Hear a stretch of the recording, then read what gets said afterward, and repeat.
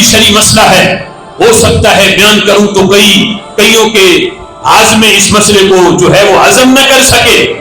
یہ بھی ایک شرعی مسئلہ ہے کہ جو عورتیں عمرہ کے لیے جائیں ان کے لیے بہتر یہ ہے کہ صرف نبی پاک علیہ الصلوۃ والسلام کی بارگاہ میں سلام پیش کرنے کے لیے تو وہ مسجد میں جا سکتی ہیں، بقیہ نماز پڑھنا ان کے لیے افضل یہ ہے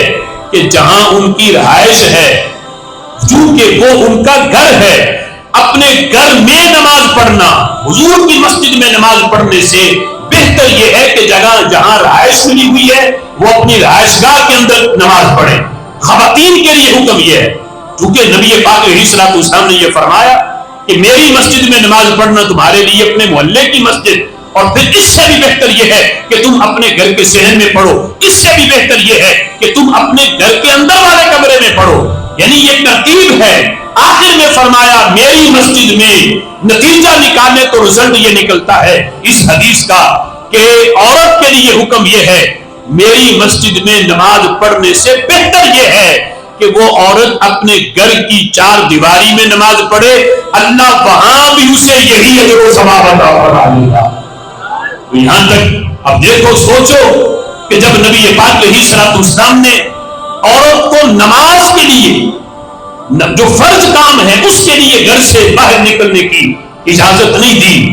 تو وہ کام کے جو فرض بھی نہ ہو، مستحب بھی نہ ہو، بلکہ ایسے کام کے جو جائز بھی نہ ہو، ان کاموں کے لیے گھر سے باہر نکلنا یہ کتنا اللہ اس کے رسول کی ناراضگی کے اسباب ہیں۔ آج عورت کہے کہ اولاد تابع دار نہیں، اولاد فرما بردار نہیں، گھر میں خیر و برکت نہیں، تو سوچے اپنے کاموں کی طرف غور کرے کہ میں کس طرح بے پردگی کر کے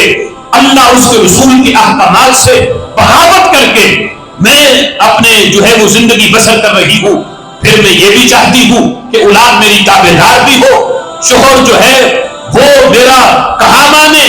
شوہر میری عزت کرے، بچے میری عزت کریں، گھر کا ماحول اسلامی ہو۔ تو یہ اس کی غلط فہمی ہے۔ اگر عورت یہ چاہتی ہے کہ اور اولاد تابع دار ہو، گھر کا ماحول اسلامی ہو، تو پہلے اسے